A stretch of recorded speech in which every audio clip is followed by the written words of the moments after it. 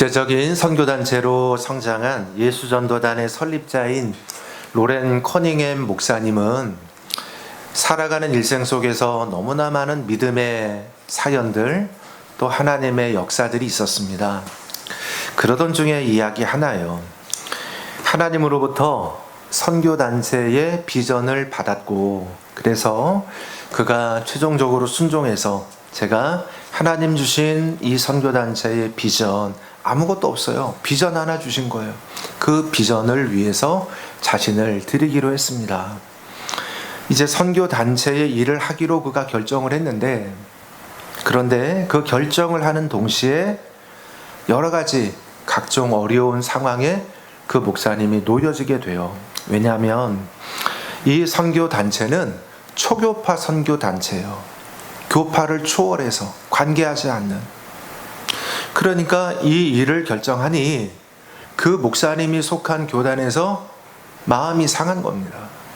그래서 그 교단에서 목사님이 당신이 초교파 단체 할 거면 그럼 우리 교파에서 받은 이 목회자, 목사 안수, 목사의 자격을 당신 포기해라. 그래서 그는 결국 그 교단에서의 목회자 자격을 포기해야 했습니다. 또 그를 아는 많은 사람들도 아니 왜 그냥 여기 있으면서 같이 함께하면 되지 왜 그렇게 이상한 고집을 부리냐. 그래서 그를 찾아와 설득도 하고 그의 마음을 돌이키려고 좋은 마음들이었지만, 그러나 이 커닝햄 목사님이 하나님 앞에 받은 그 사명이니 제가 이것을 감당해야겠습니다 라고 그의 마음을 견고하게 할 때 그를 사랑하고 아끼던 모든 주변의 사람들도 다 떠나버리는 거예요. 다 사라지는 거예요.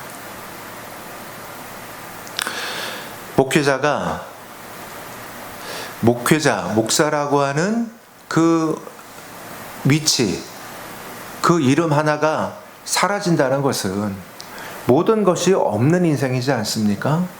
그냥 어떤 일정한 어떤 직장을 다니면서 내가 이 직장 있다가 저 직장 갔다가 할 수 있는 게 아니잖아요. 목사라고 하는 것은 또 특수성이 있어서 가까운 사람들이 다 그래도 주변에 목회자들이잖아요. 그런데 그 제일 가까운 분들도 다 떠나는 거예요. 그리고 가장 사랑하던 가족이었던 고모가 목사님을 너무 아껴서 네가 목회를 하지만 내가 어떤 이런 재정적인 여력이 크니까 내가 너와 함께 선교가 되었든 또 신앙이 되었든 너가 원하는 대로 이 일을 내가 너가 할 수 있도록 재정 지원을 할 테니까 수백만 달러 정도 내가 재정 지원을 할 테니 같이 함께 그 선교 사업의 일을 하자. 그런데 목사님은 하나님 앞에 받은 비전, 이건 이제 하나님이 주시는 대로 가야 되는 거예요. 그래서 그것 또한 거절을 해요. 그러니까 이 고모와의 관계도 멀어지게 되었습니다.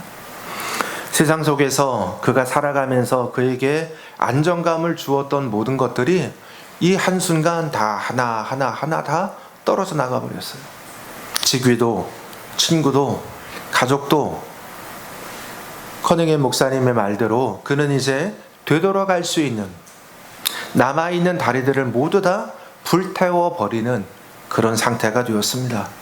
이제 그에게 남아있는 유일한 것이라고 한다면 그의 아내, 그의 부인 하나밖에 없어요. 그런데 이 모든 것을 다 포기한 날, 모든 것을 다 최종 포기한 그날 밤에 네이분이 운전을 하고 가다가 사막길에서 큰 교통사고를 당합니다. 그 사고로 아내가 숨이 멎고 눈이 동공이 확장된 채로 고정되어 버렸어요. 죽은 거죠. 세상의 모든 것이 다 끝난 것 같은 그 시각, 그 자리에 하나님이 오셔서 그의 마음에 이런 말씀을 주시는 거예요. 로렌, 이래도 너 나를 섬기겠니? 이런 중에도 너는 나를 섬기겠니? 비통함 속에서 커닝햄 목사님이 답을 합니다. 예, 주님, 그래도 제가 주님을 섬기겠습니다. 이제 제 인생에 굳이 남은 것 하나 있다면 제 목숨인데 주님 원하신다면 이 목숨도 주님께 드리겠습니다. 눈물의 고백을 드려요. 커닝햄 목사님은 모든 것이 다 없어져 버린 그 시간, 그 자리에서 그럼에도 하나님에 대한 놀라운 신뢰를 고백하고 있습니다. 하나님만이 내 인생의 모든 것 중에 모든 것 되심을 고백하는 거죠. 다시 하나님께서 목사님의 마음에 말씀을 주세요. 로렌, 너의 아내를 위해서 기도해라.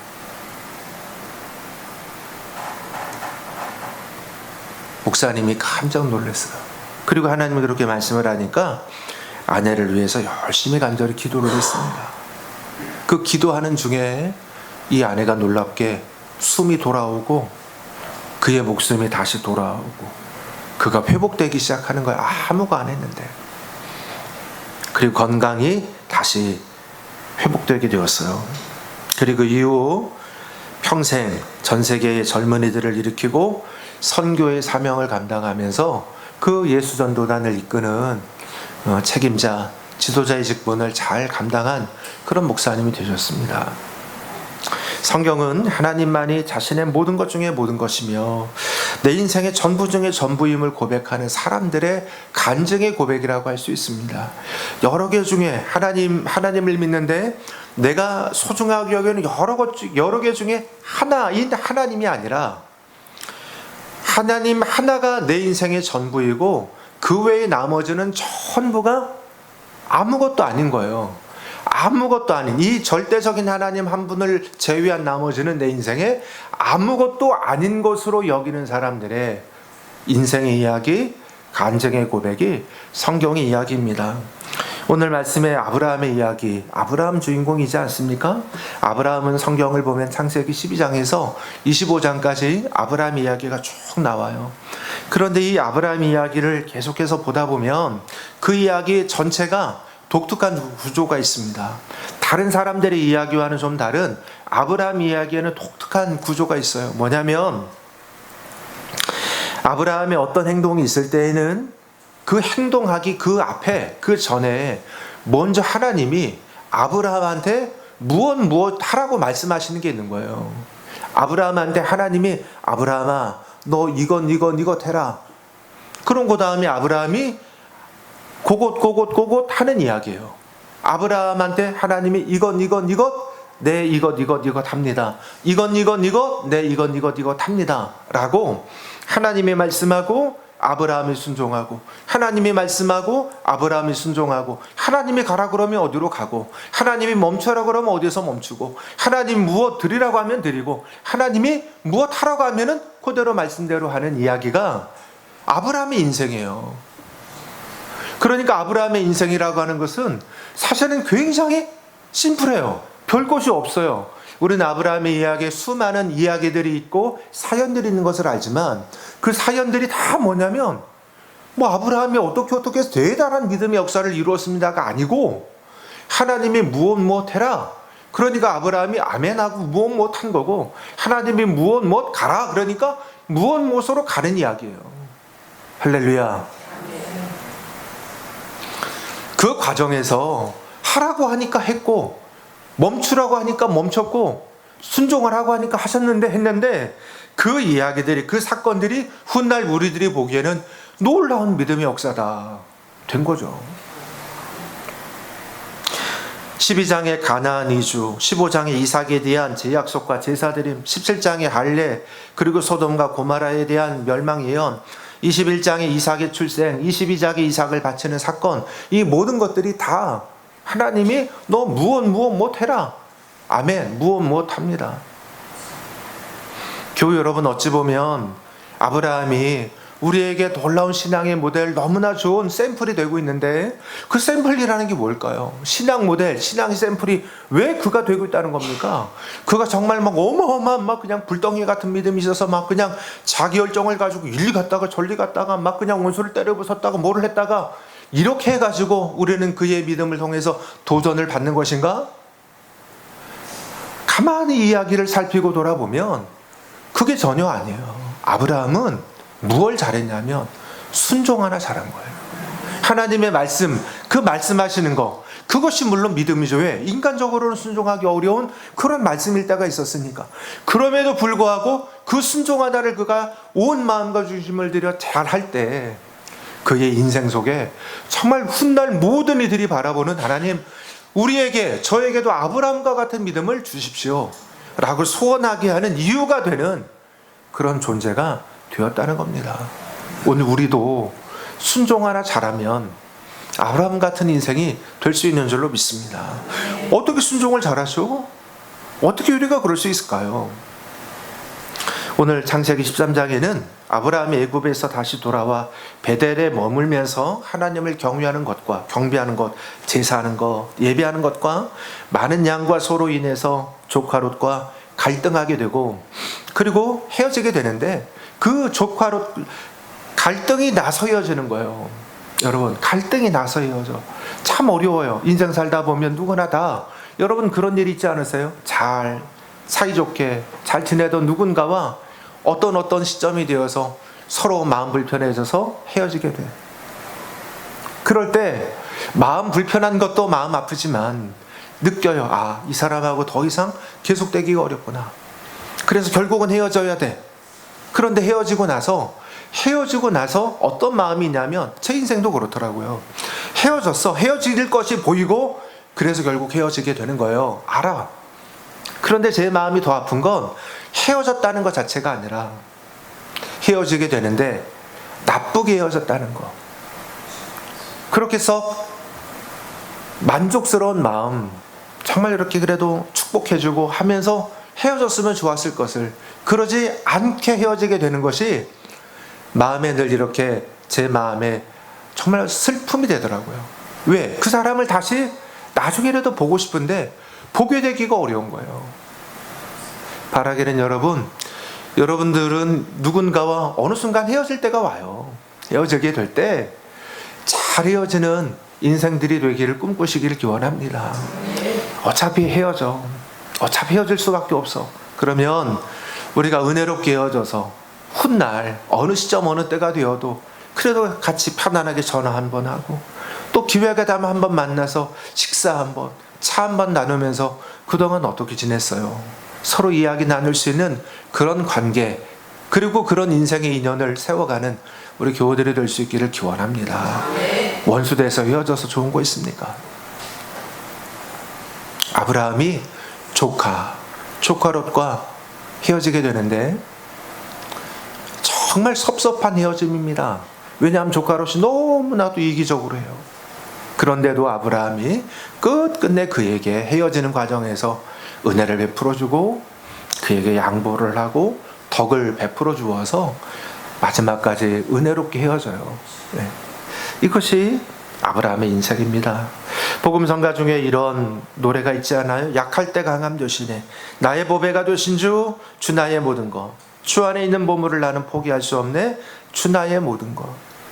주 나의 모든 것. 주 나의 모든 것. 이렇게 고백이 돼야 하는, 우리가 노래하는 그 가사를, 원래 이 찬양이 영어 찬양이니까 그 영어 가사를, 요 주 나의 모든 것이라고 하는 요 가사를 우리말로 온전하게 제대로 번역을 하면 그 뜻은 뭐냐면, 주님은 나의 모든 것 중에 모든 것이십니다 라는 뜻이에요. 주님은 나의 모든 것 중에 모든 것입니다. 내가 가지고 있는 모든 것, 그 모든 것 중에 모든 게 주님입니다.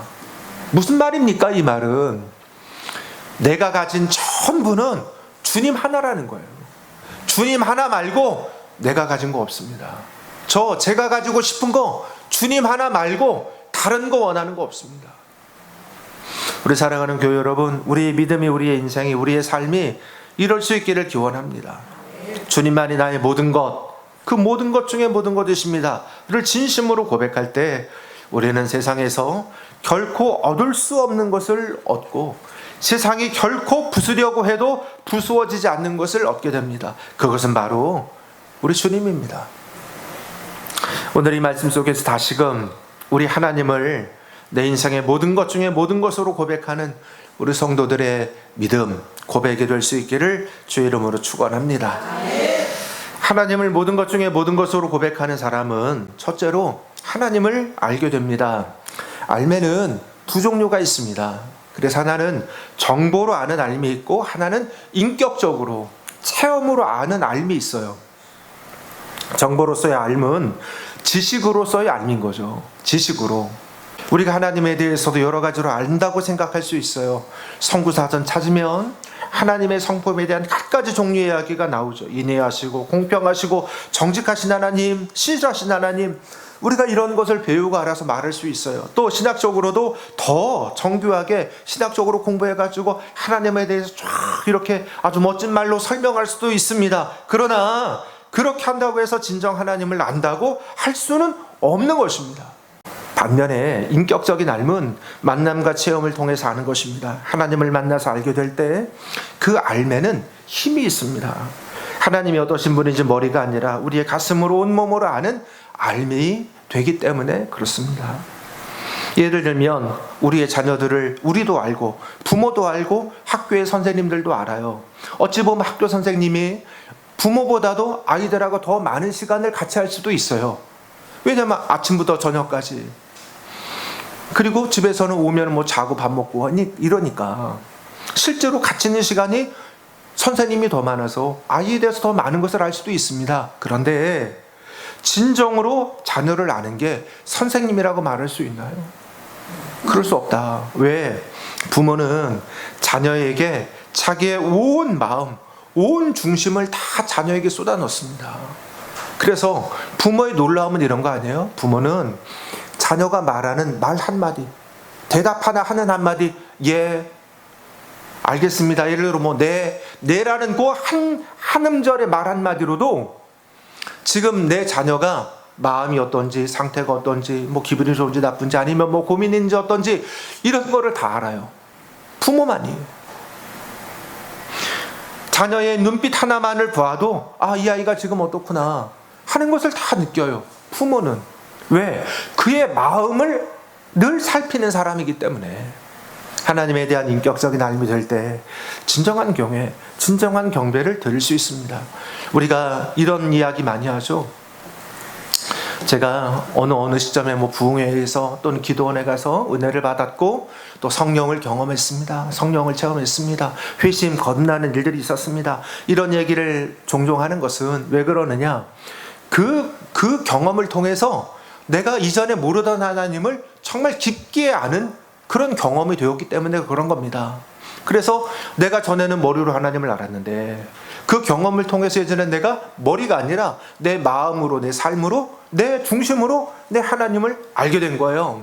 그때 정말 주님이 나의 전부 중에 전부가 되십니다 하는 고백을 하게 되는 거죠.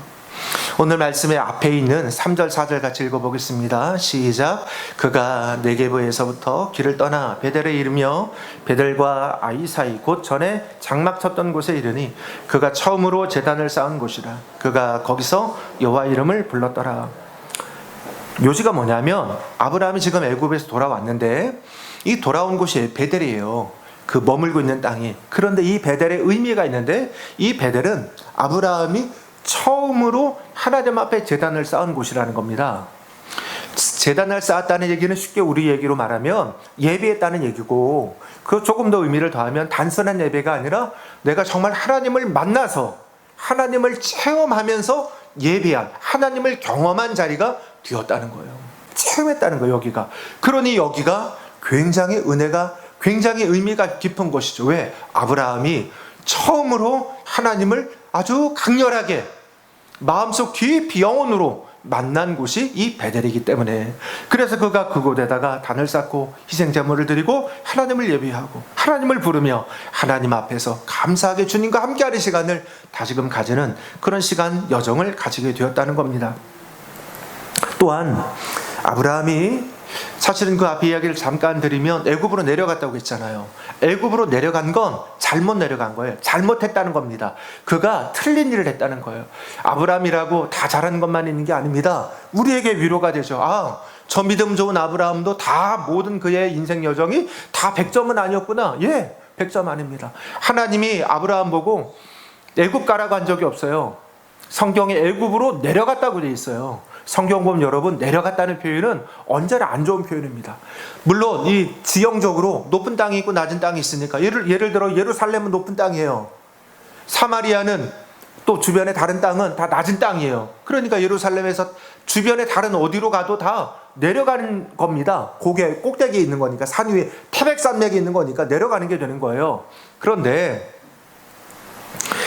지형으로 내려가는 거지만, 그러나 성경에서 내려간다는 말은 언제나 안 좋아요.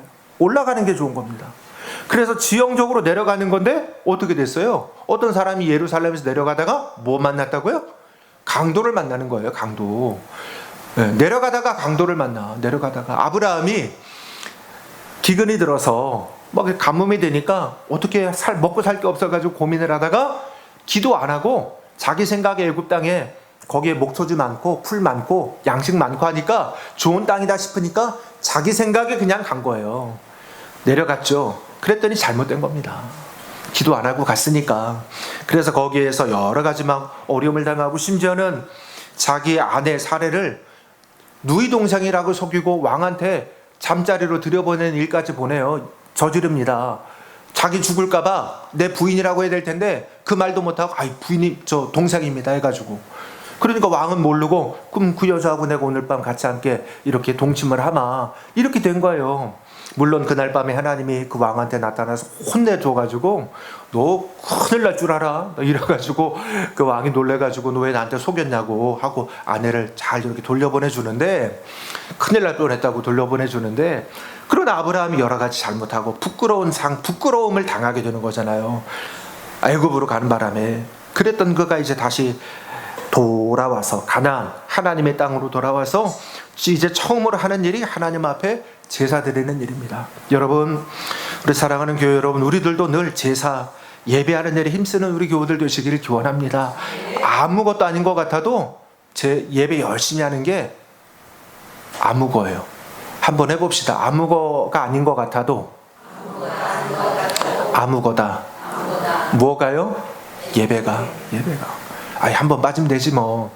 그러네, 우리가 그렇게 여기지 마시고 힘써서 우리가 예배하기를 힘쓰세요. 예배가 아무겁니다. 아무것도 아닌 게 아니고 아무거야. 이제 아브라함은 자신의 부끄러움을 다 뒤로 하고 다시 하나님 안에서 믿음도 회복하고 하나님에 대한 중심도 키워가는 그런 인생이 되었어요. 그래서 그는 가는 곳마다 곳곳마다 머무는 곳마다 제단을 쌓고 하나님 앞에 예배를 드리죠. 18절 말씀에도 이 아브라함이 장막으로 옮겨 헤브론에 있는 마므레 상술의 숲으로 이르러 거기서 거주하며 거기서 여호와를 위하여 제단을 쌓았더라. 거기서 여호와를 위하여 제단을 쌓았더라. 그러니까 성경에 아브라함은 가는 곳곳마다 제단을 쌓는 인생이었어요. 나중에 등장하는 야곱도 가는 곳곳마다 제단을 쌓고 예배하는 인생이잖아요. 우리 성도들도 하나님을 예배하고 제단을 쌓는 것에 힘쓰는 우리 성도들 되시기를 기원합니다. 인생의 최고 행복과 최고 기쁨이 어디냐? 하나님을 만나는 곳에 있습니다. 여러분, 하나님을 만나기 힘쓰시기를 바랍니다. 이 시간 우리 성도도 여러분의 삶의 가장 큰 기쁨이 예배함이 되기를 기원합니다. 호람데오라는 말, 우리가 많이 쓰는 말 중에 그런 용어가 있지 않아요? 뜻은 하나님 앞에서라는 라틴어이죠.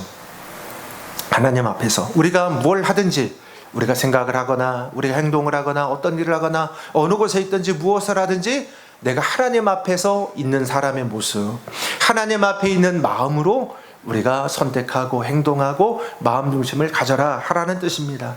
바라기는 우리 성도 여러분이 늘 주님의 존전에 머물러 있어서, 주님 앞에 늘 있어서 하나님을 보시고 하나님을 생각하고 하나님과 동행하고 하나님과 함께하면서 예배를 통해 또 우리의 마음을 통해, 우리의 중심을 통해, 기도를 통해 하나님을 만나되 깊이 만나고 주님과 동행하며 나아가는 우리 교우들 다 되어질 수 있기를 사랑하는 주님의 이름으로 축원합니다.